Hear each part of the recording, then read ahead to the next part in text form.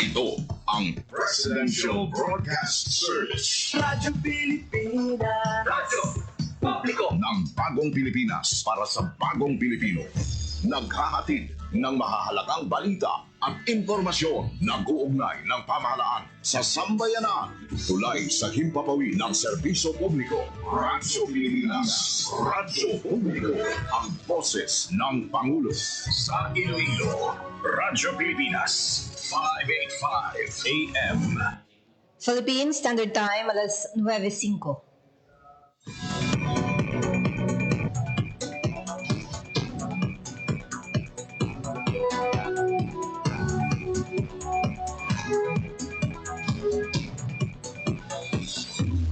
Sa Western Visayas, Panay Island, na tinamaan itong island-wide blackout. Ang pagsulod mo gate sa massive watershed. Pinaka-purpose nila ini para sa operation nato. We have that in collaboration with the department. I am again standing up. Mapigtahan ang ila freedom of expression. Sa Office of Civil Defense naman po, balita, issue, kag iban pa. Diri sa Radyo Pilipinas. Radyo Publiko.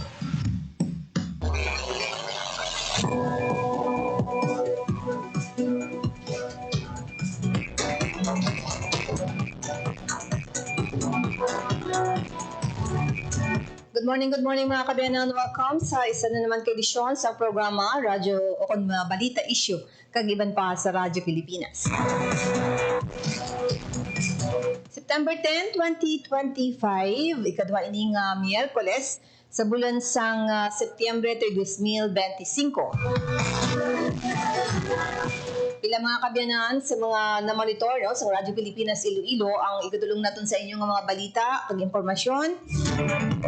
Particular man sa hiwaton nga earthquake drill sa third quarter, for fourth quarter sang tuig kay kada quarter naghiwat sang sining earthquake drill ang national government, particular sa pagdumalaman sa Office of Civil Defense. Kaina na monitor naton sang aga pa ang pagbugas sang aso sang Canlaon sa Negros Occidental. Pero wala man niya nagauntat ang sa pagtrabaho ang nanuhay-tuhay nga mga national government sa nanuhay-tuhay man ng mga probinsya sa Western Visayas. Una hibalo naton ang pinakaulihing lakat sa panahon sa atong linya ang Pag-asa Iloilo, si Leonor Silvestre sang Pag-asa Iloilo. Hibalo naton bala ang aton sila ilakat sa panahon subong iyang adlaw. Yara siya sa atong linya. Leonor, mayong aga. Hi, hello everyone. Good morning. Muna yung ating latest weather update para sa subong adlaw September 10, 2025. As of 8 AM ng aga, may isa kapaka-LPA ng Suplata ni Yarat Coastal Water sa Pinton, Camarines Norte. Ang mga LPA unlikely na siya or manubo ang chance ng mag-develop ng tropical depression. Sa easterly, mag-apagkas ng Saling Luzon, Visayas, Mindanao. Bukod sa mga sistema, ang Western Visayas na experience sa mga ibang tagtubugan umang sa namitan, sa mga isolated na pag-ulan sila sa panabo o tugas ng easterly. Mahina ito pag makasarangan naman ang hangin natin na magaling sa direction northeast to southeast. Sa magkadalasang makaming ito makasarangan pagbalik ng atong kadakatan. Forecast temperature natin generally dito 25 to 32 degrees Celsius. Ang adlaw nagbutla kanina 5:40 AM pag magatunod ay 5:54 PM karon sa hapon. So muna yung ating latest further update. Halindrid may inilagat na weather station. Ako si Lorenzo Castro. Madama Bidya. Salamat. Yes, Leonor, ang LPA ara sa GWAPAS, ang Philippine Area of Responsibility, o kung nakasunod na siya? Kasunod man kang ating Philippine Area of Responsibility. Yan na siya sa may coastal waters Vincent Camarines Norte. And may epekto ini sa Western Visayas? So far, wala man siya tuloy dahil sa natag sa ating dito sa Western Visayas. Oo. Ang interviews lang gad ang weather system ang mga nasa-affect sa dito sa Western Visayas.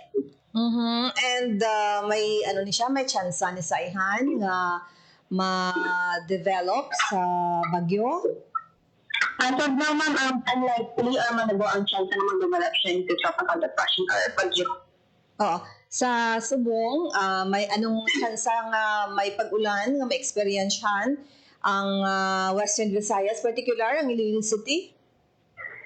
So far, ma'am, ang fair weather condition nito pero like, expect lang sa mga possible isolated rain showers or thunderstorms sa hapon or di kahit sa gabi. Oo. Gadula-dula mo signal. Bali, ang pagtupa sinisang ulan will be sa hapon and sa gabi? Yes, ma'am, possible, ma'am, mga isolated rain showers or thunderstorms sa hapon.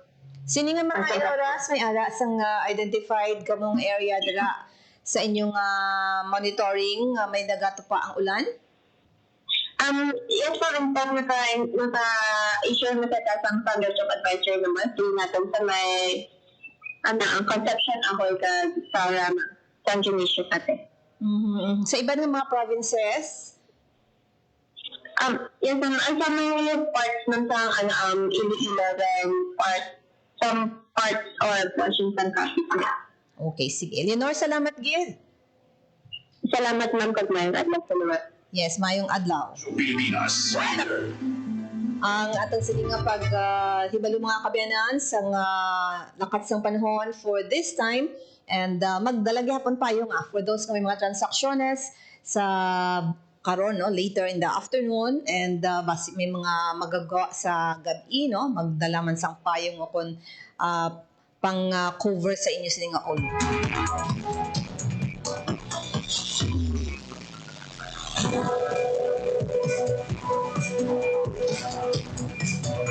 Ibalo natin mga kabyanan ang mga pagpaghanda man diin bilang nga area ang hiwatan sini sang earthquake drill no. Bali third quarter sa subong iya nga tuig ang paghiwat na sang sining earthquake drill ang aton sa iya nga pakigangot sa Office of Civil Defense ang ila sini iya nga operations chief no si Attorney Melissa Banyas ang aton sa iya mangin kaupod subong iya nga aga ginahulat naton ang signal ni Attorney Banyas mga kaabyanan.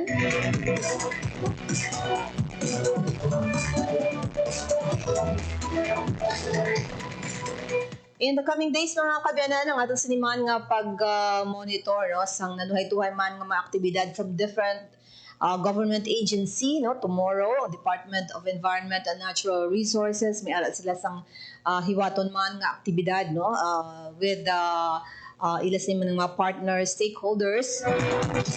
Kahapon ako actually sa bahin sang province of Iloilo ang United Nations Development Program ay araman silang activity with the local government unit sang province kag may mga pilot area sa mga kabanuhanan man sa kusadiin ginangot sang amo iyang LGU Iloilo ang ilas nga programa nga kaginunsar no ang ining programa nga wow no waste out with iya sang pagpanguna man sa Provincial Government Environment and Natural Resources Office.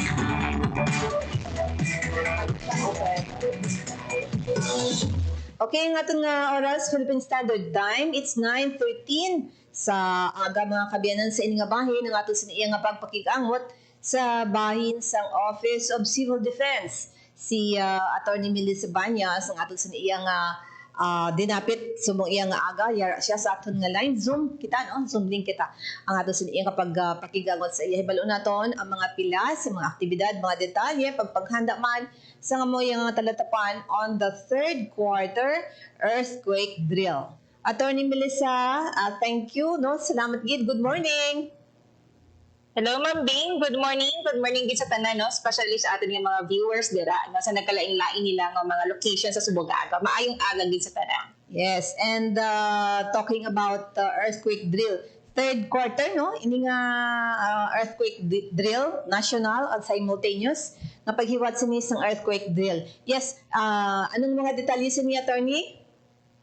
Yes, Ma'am Bing, no? So far, subong nga ating third quarter nationwide simultaneous earthquake drill. First time ini, Ma'am Bing, matabo wherein simultaneous ang pag-aubrahon natin. First, mayara kitang pilot area led by the Regional Daring Council amo ang naiyara sa Capiz, no? Ang ating pilot area will be the Rojas Memorial Provincial Hospital in Capiz, in Rojas City. And aside from that, Ma'am Bing, no, mag-participate man kita sa National FIMEX, wherein i-test nato ng ato nga harmonized National Contingency Plan for 7.2 magnitude earthquake. So in other words, Ma'am Bing, mag-assimilate nato ini, no, with how are we going to send ang ato nga assisting region. Kaya ang scenario natin dira is totally blackout gid, no, dito sa national. So ang Region 6 na assign, Ma'am Bing, as assisting region nga magabulig sa East Quadrant. Inaamo ang Pasig City kag ang Marikina City. So sa region, Ma'am Bing, ang participating group natin, ang aton nga CSSR team or the Collapse Structure Search and Rescue Team from Pavia, kag from Iloilo City na augmented sa Bureau for Protection. So Ma'am Bing, sa buwas, no, may magatabo nga simulation or i-simulate dito naton nga halin order sa central, magahatag sang inject diri, no, nga magapadala kita sang team dito, and then ini i-simulate gid sa Iloilo City ka sa Pavia nga magpadala sang team dito gid mismo, Ma'am Bing, sa airport, wherein naka-zoom sila, naka-link sila sa national, Ma'am Bing, para makita naton ang aton nga mobility pag matest naton how fast maka-deploy ang aton nga team in case nga need kita dito. So amoy na, Ma'am Bing, pagbantayan natin tomorrow. So may simultaneous kita, may paghihiwaton di kita yung regional and said dito sa Capiz. At the same time, mag-participate man na kita dito sa national nga stimulation exercise. Yes, ibi-detalyihon ko gid Attorney Mel, ha. Bali sa Rojas City may aragi diyang earthquake drill, no, nga paghiwaton diin sa Rojas City gid. Dito Ma'am Bing, sa hospital gid na sa Rojas Memorial Provincial Hospital gid. So dito kita, Ma'am Bing, makandak. So ang drill natin tomorrow, Ma'am Bing, paghiwaton 7 o'clock sang gabi. Although ang aton nga ceremonial nga simultaneous is 4 p.m. Pero ang drill natin sa hospital, Ma'am Bing, no, paghiwaton 7 p.m. para mi-simulate gid natin, no, ang drill during night time. So amoy na, Ma'am Bing, pagbantayan dito sa pilot area sang region. And 7 o'clock, bali tomorrow, may mga preparasyon ng ginhada, and it is simultaneous walang ninong exercise. So bali local sa Western Visayas ang Rojas City. Yes, Ma'am Bing, correct. That's correct, Ma'am Bing. And ang second nga gin-mention nimo is the participation sa central office nga kung sa din dito ka mo makuha sang go signal para man sa ikaduha nga exercise. Ano oras niya, Attorney? Ini, Ma'am Bing, alas 4 na magasugod ang ating nga, kumbaga, ang simulation natin is the impact time natin is 4 p.m. 4 p.m. and beyond, hasta magabi, Ma'am Bing, no? Magahulat kita sang order coming from the national, no? Kung ano oras kita ipagatawgan, nga magpa-order man kita sa team natin, nga magpadala sang team dito. So, ang drill, abi, Ma'am Bing, sa Manila, no? This is a full-scale exercise, 36 hours, Ma'am Bing, paghiwaton sa national simultaneous ini, no? With other regions. Actually, Ma'am Bing, no, supposed to be ang padalagi kita ya sa team natin nga magasakay gigit sila sa C-130. It's just that ubol ang time. They were not able to really cope up with some of the administrative requirements natin. So that's why ang paghahimo natin is mag-assimilate lang kita, hasta lang kita sa airport na ang ating assimilation minus the actual sending dito sa C-130.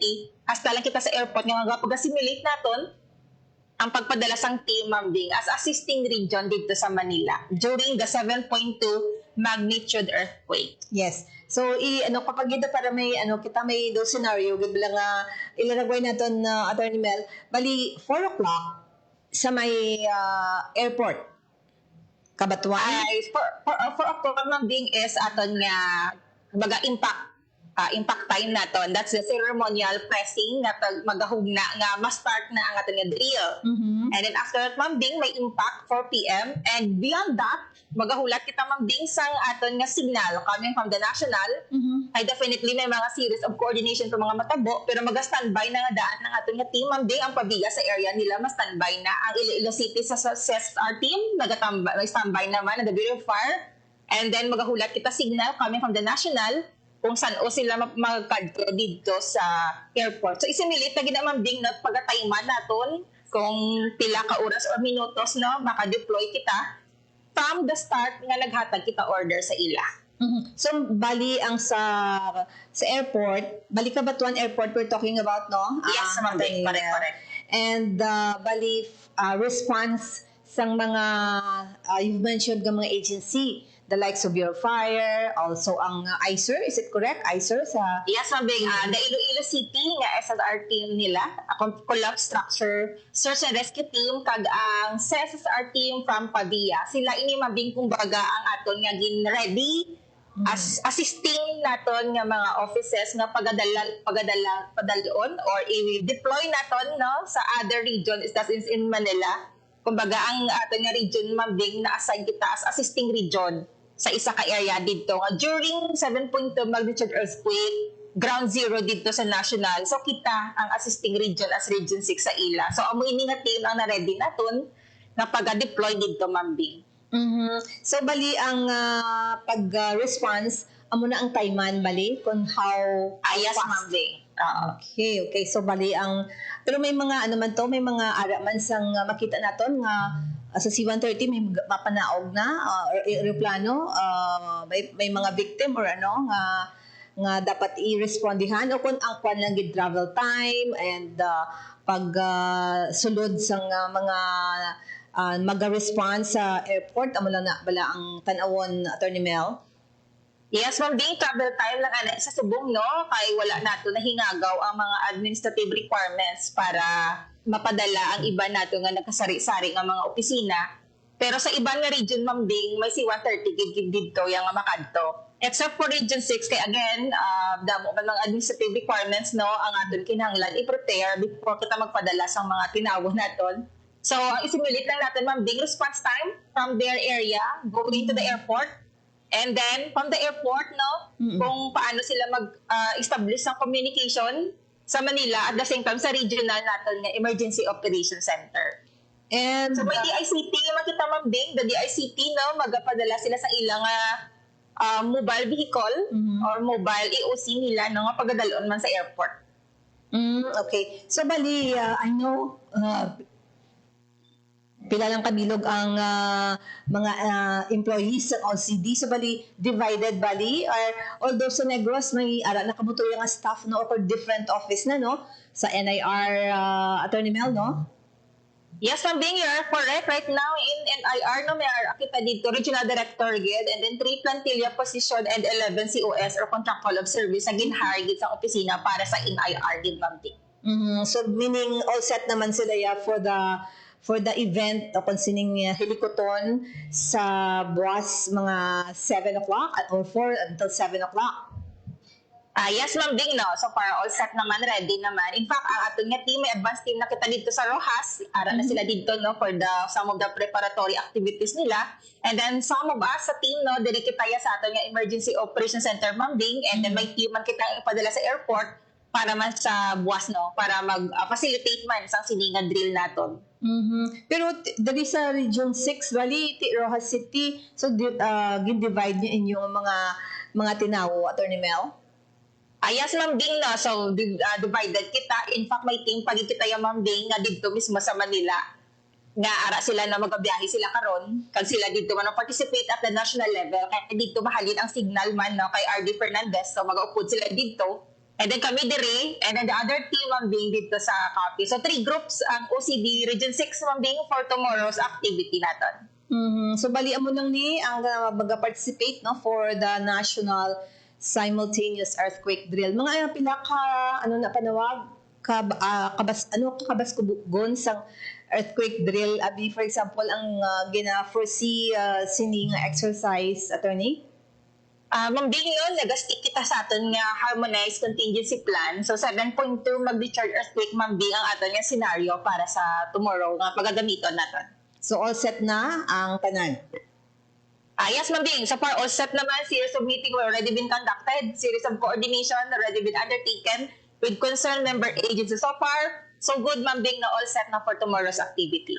Okay, yes. So, ma-shift ako, Attorney Mel, sa sa kaina nga natabo sa Kanlaon. Nga ako sa DNT, wayong tatang monitoring sini, no? So, kagina sang aga, nagbuga naman isa sang aso. So, kamusta anong mga luyag naton nga mga luyag namon may buluan ang pinaka-latest man. Go ahead, attorney. So far, Ma'am Big, no, when it comes sa aton nga monitoring sa aton nga Canlaon Volcano, ongoing man ini siya, no. So, in fact, Ma'am Big, yes, since yesterday, no, sang hapon, and then kagina sang aga, mayara, no, sang some of the mga emission nga na-record ang aton nga PBOX, no. But then, despite sang hindi nga mga recorded nga mga emission, Ma'am Big, still nagapabilin sa alert level 2 ang status sa aton nga Canlaon Volcano. So with alert level 2 still, no, ang mga tao, no, up to the 4 kilometers permanent danger zone lang aton nga prohibition. So in other words, lagpas Ma'am Bing sa aton nga 4 kilometers permanent danger zone from the craters ang Canlaon Volcano, still magapabilin sila sa ilang mga panimalay. So until and unless magasaka ang ining alert level, magapabilin sila Ma'am Bing na sa ilang mga panimalay. Still, Ma'am Bing, the regional task force, no, is actually man sa gihapon ang aton nga mga interagency coordinating cell, still activated pa ina siya. In fact, Ma'am Bing, sa Lunes hasta Martes magapanaog ang aton nga national task force led by our Civil Defense Administrator and the Executive Director of NDRIMC, si Undersecretary Harold Cabreros, with the team coming from the national. Kay pag himuon, Ma'am Bing, no, i-conduct naton ang Joint National Task Force, Regional Task Force, Canlaon Recovery and Development Plan. So, 2 days ini nga activities, Ma'am Bing, no? Sa Monday hasta sa Tuesday, from the national, magkapanaog sila invited ang tanan nga mga mayors sa mga affected nga mga LGUs, Ma'am Bing, sa Canlaon natin. So magkapresentar sila sa ilang mga needs, no? Sa ilang mga damages, taga mga proposed nga mga PACs or mga programs ka mga projects, Ma'am Bing, wherein potential nga pagapunduhan sa ating nga national government. So 2 days in Ma'am Bing activities sa Monday hasta sa Tuesday natin. So far, Ma'am Bing, right now, kasi we are already supposed to be transition na kita for rehabilitation and recovery. In fact, gina-prepare na ang mga PDNA o the Post-Disaster Needs Assessment. We already have also to prepare ang ating nga recovery and development plan, Ma'am Bing. Long-term ini siyang plano, no, na paghimuon naton para to ensure ang ini nga mga affected population, no, mga pagatagaan sa ilang mga permanent shelter, ang ilang mga housing development plan. So pagka-plastar ini sang task force, Ma'am Bing, para sa ating mga pumuluyo nga affected sa Canlaon. So for now, alert level ano ang Canlaon?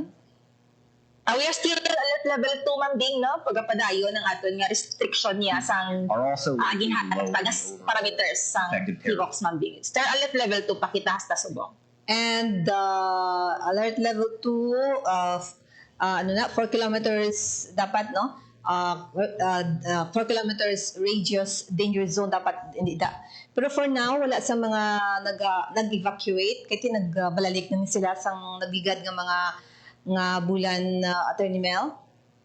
Yes, Ma'am Bing, nagbalalik lang dito, Ma'am Bing, is outside 4 kilometers ang nagbalik dito. So meaning halin sa 4 hasta sa 6 kilometers lang ang nagbalik kay tungod ng downgrade na kita sa alert level 2. But those Ma'am Bing inside 4 kilometers, wala pa ini sila nagbalik, no? Still nagapabilin ini sila sa mga evacuation centers. So far wala pa man, Ma'am Bing, na record nga additional natin yung mga evacuees, no? Ang mga na-record lang natin is ang mga some of the sulfuric smell, no, na immediately nadula man dayon, and some of the ashes, no, nga nakita coming from the barangays, no, nga malapit dito sa Canlaon. Other than that, Ma'am Bing, wala pa man sang na-record ng mga significant effects, Ma'am Bing, sa sidi nga emission sa Canlaon. Since nga ang mga evacuees sa within the yes. So magpumangkot ako liwat, attorney, ha, magadulog kita anay, attorney, for some importante gid nga mga mensahe naman iyan ni Presidente Ferdinand R. Marcos Jr. Magabalik ako sa imo, attorney. Hatagan naton ni mga kabiyanan ang mensahe ni Presidente Ferdinand R. Marcos Jr. The United States of America Ambassador to the Philippines, Ambassador Mary Kay Carlson, the Excellencies of the Diplomatic Corps, DPWH Secretary Vince Dizon, the Center for Strategic and International Studies, Southeast Asia Program Director and Senior Fellow Greg Pauling, our former ambassador, the former ambassador of the United States to the Philippines, and who has since become one of the greatest champions of the friendship between the United States and the Philippines, Ambassador Negroponte. Participants. All the participants in this CSIS Manila Strategy Forum, my fellow workers in government, distinguished guests, ladies and gentlemen, good morning. It is a great pleasure to address this inaugural Manila Strategy Forum. And like everyone here, I commend the CSIS for its active and continuous support for the Philippines through the years. I envision that this forum will evolve into one of the leading security dialogues in this part of the world. Because if there is anyone who can realize this vision, it is a staunch supporter of the Philippines, Director Greg Holing, alongside his Southeast Asia team at CSIS. Thank you again for this important and timely initiative.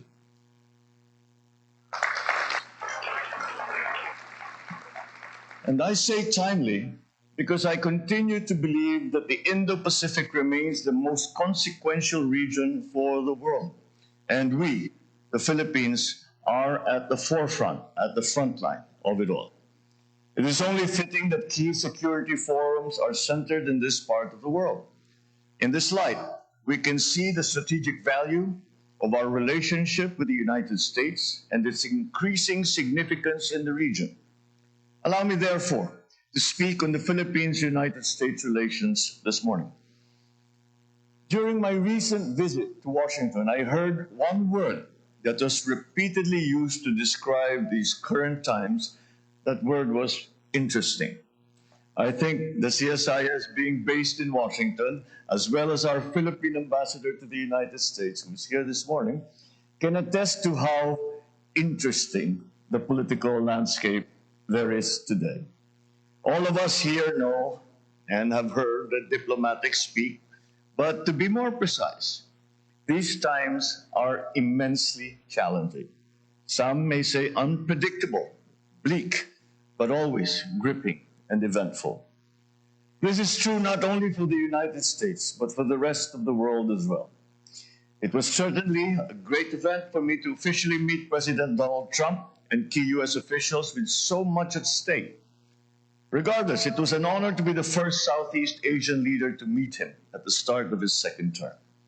Now, midway into my term, having seen our cooperation with the United States reach new heights, I can say with confidence that the Philippines-United States relations remain a beacon of stability.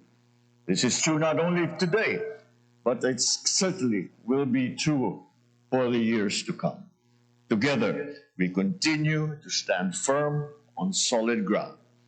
It is a testament to the depth and breadth of our relationship spanning more than a century of shared history.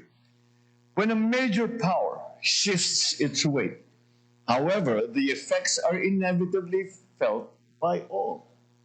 These are times when the United States is rethinking its role in the world, rightfully so. It is clear, however, that alliances and partnerships remain important. My hope is that as the United States progresses with its own changes internally, we come to the inevitable conclusion that its significant role in the world cannot be easily replaced, and that its continued engagement in global affairs benefits all, including the United States itself. There are big changes afoot in the Indo-Pacific as a result of decades of globalization and the upward mobility of Asian societies. These positive transformations are largely derived from decades of what has been called Pax Americana and the creative forces of the American private sector, the cultural and educational reach of American institutions and its people, and the compelling vision of the American dream. But the road is turning, and I want to deliver this clear message to the United States. The place of the United States is here with us in the Indo-Pacific. It will be crucial to the free and open nature of our region that your vigor, inventiveness, and resilience, essential drivers of the great American nation, continue to play a leading role in nurturing a strong and peaceful Indo-Pacific. That being said, I would like to make 3 points to characterize Philippines-United States relations as they stand. First, the Philippines-United States alliance serves the regional interest of upholding the rule of law and maintaining peace, security, and prosperity. Secondly, our joint economic security complements our mutual defense. And third, the alliance has stood the test of time and will continue to progress in response to emerging challenges. So as we approach 75 years of our alliance with the United States through our Mutual Defense Treaty next year, we reflect on the past years during which we have stood shoulder to shoulder against the most significant threats to international peace and to security. This we did in the defense of democracy and the rule of law. Today, the most significant threat to the peace and stability we strive for is right here in our own neighborhood, here in the Indo-Pacific region. And this is not just an opinion. It is a fact. We in the Philippines can say this with certainty because we face the threat every single day. Our government vessels and fisherfolk continue to be harassed in our own waters, and we remain on the receiving end of illegal, coercive, aggressive, and dangerous actions in the South China Sea. This September is Maritime and Archipelagic Nation Awareness Month here in the Philippines. And we strongly believe that the protection of our marine resources and heritage is underpinned by a strict adherence to the rule of law. We always thank the United States for its support in enhancing our maritime domain awareness and boosting our maritime security efforts. During U.S. Secretary of Defense Pete Hegseth's visit to Manila last March, we committed to boosting defense industrial cooperation with the United States in areas such as production of unmanned systems, energetics, ship and aircraft maintenance and repair. The Philippines continues to build its resources to be an effective partner to the United States, a significant contributor to our mutual defense. And this brings me to my second point. Strengthening our common security requires strengthening our economies. Simply put, we do not take our mature security alliance as a license to remain on autopilot, to be complacent. We are committed to pursue our growth targets and provide better opportunities for our people, ensuring that economic strength and resilience deliver the dividends for enduring stability and security. A few months ago, we signed a grant agreement with the United States Trade and Development Agency for the development of a 155-kilometer freight railway connecting key ports of Subic, Clark, Manila, and Batangas. Many other areas are ripe for further economic cooperation between our countries, including ensuring semiconductor supply chain resilience, refining critical minerals, and developing civil nuclear power capabilities.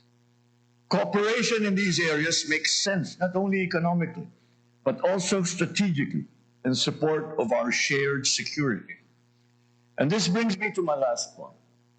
The alliance of the Philippines and the United States has reached a necessary and natural progression towards trilateral and minilateral, multilateral engagements, building individual and collective capabilities to address common challenges. Because today's challenges are not bound by borders. Because of that, cooperation is absolutely essential. We have a growing trilateral partnership with the United States and Japan, under which we held a maritime dialogue last December and a national security meeting last May. With the United States, we have held multilateral maritime cooperative activities with Australia, with Canada, with New Zealand, within the Philippines' exclusive economic zone. And we have seen the growth of our annual Balikatan exercises with the participation of more partner nations and observers. Such minilateral cooperation is not limited to defense and security either. The railway project mentioned earlier is one of the infrastructure projects under the Luzon Economic Corridor, an initiative that has received significant support from Japan and the United States. This trilateral cooperation also includes engagements on cyber, digital, and other areas of the new technologies. These have resulted from the firm commitment of 3 maritime democracies to a free and open Indo-Pacific that is connected, inclusive, and prosperous. So I conclude with 2 brief caveats. First, like the United States, the Philippines is very much open to cooperating with its neighbors. We have many bilateral channels of communication and areas of cooperation. But in all of these, respect for our sovereignty, sovereign rights, and jurisdiction is and has always been and will always be non-negotiable. And second, we are aware that the United States has much on its plate, both geopolitically and economically. We certainly are closely watching developments in Ukraine, the Middle East, and other flashpoints because we are keenly aware that the outcomes of the situations in these regions will certainly influence the outlook of the global community elsewhere. And yet, we remain confident that the United States, as a self-declared Pacific nation, will remain oriented and committed to the Indo-Pacific, as history has consistently proven. Next year, we mark the 80th anniversary of the establishment of the Philippines-United States diplomatic relations. The United States will also celebrate its 250th year of its nationhood. Oftentimes, we forget to bring geopolitical discussions to the heart of our respective national interests, and that is our people. These twin milestones are another opportunity as friends, partners, and allies to work towards not only our common goals as governments, but towards a brighter future for our peoples. We have achieved so much together throughout history. I am humbled that there is still so much to be accomplished in the future. So lastly, the Philippines has the honor of chairing the Association of Southeast Asian Nations next year, or ASEAN. In its almost 60 years of existence, ASEAN has enjoyed decades of unparalleled growth and enduring peace thanks to its unique brand of multilateralism. Its extended relations have also grown exponentially, and I look forward to welcoming the world, including President Trump, to the Philippines next year to showcase ASEAN's significant achievements and potential. So once again, I thank CSIS for putting together this excellent forum, the first of hopefully many to come. I look forward to more productive discussions that you will have today, and I'm sure that those discussions will yield many, many outputs that will help us in our aspirations to maintain the peace and stability in our region. Thank you and good morning. Mabuhay ang bagong Pilipinas. Thank you, Mr. President. At this point, we request the President. Nabatian ang speech ni Presidente Ferdinand R. Marcos Jr. sa inaugural forum, inaugural strategy forum na kung sa giniwad sa Metro Manila. Nautod kita mga kabiyanan kaina and ang ginaistorya naton sa bahinsang mga aktibidad sa pagpanguna sa Office of Civil Defense ang ila sa iyang ginapanghadaan tuhoy sa earthquake drill, ang national and simultaneous earthquake drill nga hiwaton tomorrow and sa bahinsang kanaon. Ang aton oras Philippine Standard Time alas 9:43 ara na sa aton nga line si Attorney Melissa sa OCD. Attorney, thank you gid sa pagulat and sa paghatag naton na digwa sa mensahe ni Presidente Ferdinand R. Marcos Jr. To continue naman, utod kaina ang aton sa niya istoryahan may kaangtanan sa kanlaon nga kung sa diin ang daw hanging question ko kaina parte sa area bala no ang 4 kilometers radius ako sa DNT ang outside sina pwede nakabalik ka mga ang mga evacuees pero subong may number sang evacuees pa kag diin sila naga tiner kay balanta ang temporary evacuation center ginahimo ang mga temporary evacuation center sa mga eskwelahan subong may klase so diin sila subong attorney naga tiner Bing no, so pa wala kita sa exact figure gid Ma'am Bing no since may art na kita nga office na sa NIR so sila na Ma'am Bing ang nagakonsolidate sa reports but so as to the location no sa diin sila Ma'am Bing no so far in region sa Negros Occidental sa may La Castellana Ma'am Bing no nga area in one of the barangays I'm not sure sa barangays no pero ara sila Ma'am Bing sa mga gym no ang kutob lang sa Ma'am Bing ang inside the 4 kilometers radius no from the crater of Canlaon. And the rest Ma'am Bing no is sa Canlaon City man nga nga mga evacuees. But so far majority Ma'am Bing no sa na-record naton nga mga IDPs during the eruption no early this year and last year. Those nga nag-alert level 3 kita so far nakabalik na sila yung Ma'am Bing. Again just to reiterate, only those inside 4 kilometers na located ang ilang mga panimalay ang mga nabilin pa sa atin yung mga evacuation centers. For the exact figure, Ma'am Bing, no, since we already have separate data for the NIR alone, no, covering the Oriental and Occidental and Sikihor, Ma'am Bing, nga nakalodge na sa subong sa atin yung OCD NIR office, Ma'am Bing. And padayon man niya syempre ang LGU nga naga-attender sa mga needs nila, no, particular pagkaon kay ang mga evacuees wala sila obra or ang I know may mga counterparts ang DSWD, mga iban pang mga agency nga ginabuligan man sila attorney.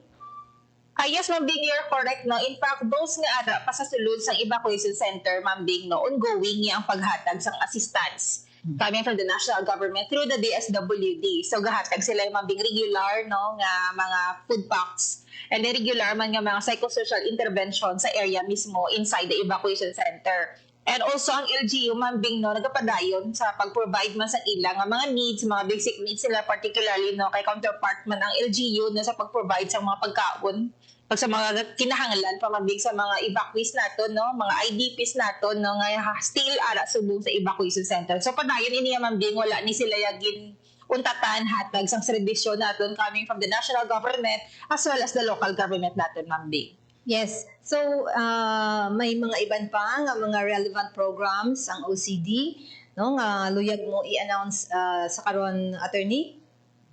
Ma'am Bing, no, magapadayon, still ongoing no ang ginakandak natin Ma'am Bing nga mga training para sa ating mga members of the regional DRM councils as well as ating nga members man sang local DRM councils ka mga LGUs naton. May magapabutot kita Ma'am Bing no nga training para sa atin nga mga newly elected officials or newly minted officials natin Ma'am Bing in Region 6 sa October Ma'am Bing no. So magpatigayon kita sang training na tuhoy sa disaster risk reduction and management para sa atin nga mga newly elected officials. Ini siya Ma'am Bing no in line with our quest no together with the DILG to ensure good governance even in disaster risk reduction and management. Ina Ma'am Bing pagahiwaton sa October pa na. Okay.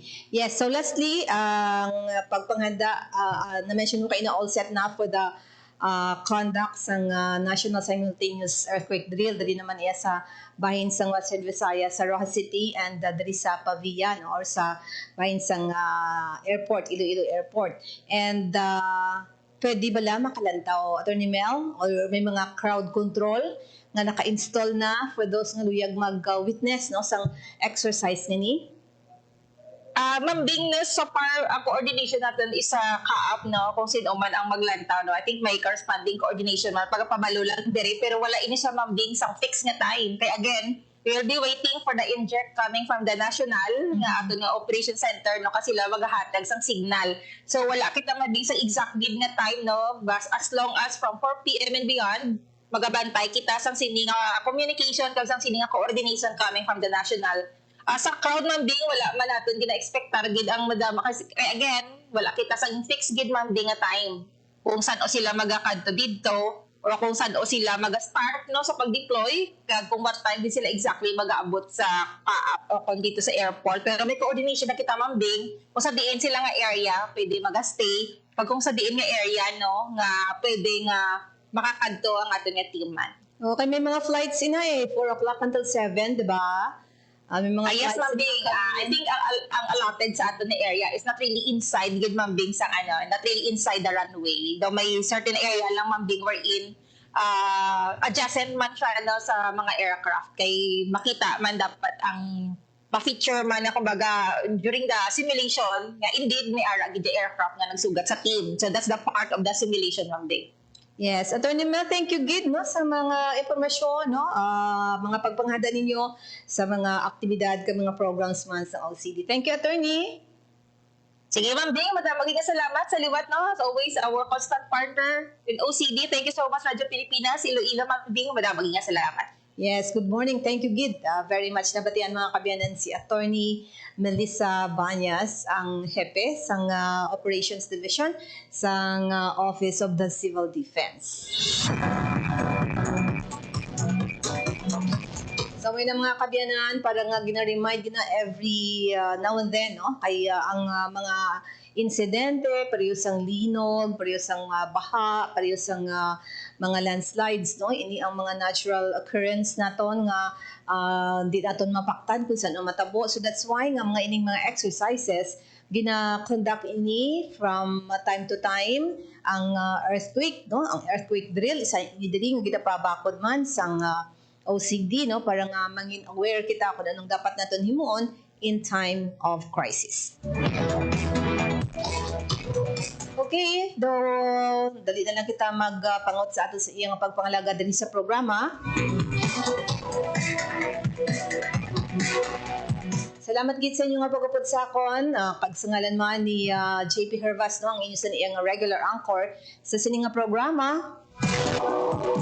Kag sa mga partners namon sa technical side, si Bong Aventura dali sa studio sa bahin sa transmitter, si Pipoy Magallanes. Kinaibitar ko mga kabiyanan sa mga local programs pa, no, sa Radyo Pilipinas later on, ang balita sosyal with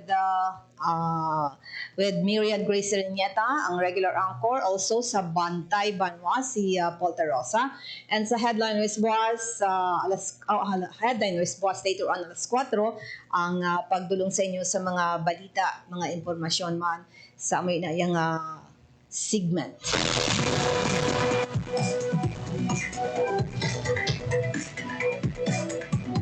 So salamat gid sa liwat ang ato sa iya nga pagbitar sa inyo for those nga luyag maglantaw sa amon sa nga YouTube channel Radyo Pilipinas Iloilo, no? Pag sa mga naka-tune din naman iya sa Radyo Pilipinas 585 DYLL 585 kHz sa lidsoan sa inyong mga radyo.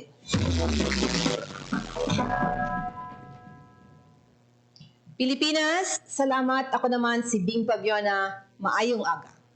Balita, issue, kag iban pa. Diri sa Radyo Pilipinas. Radyo Publiko. Radyo Pilipinas.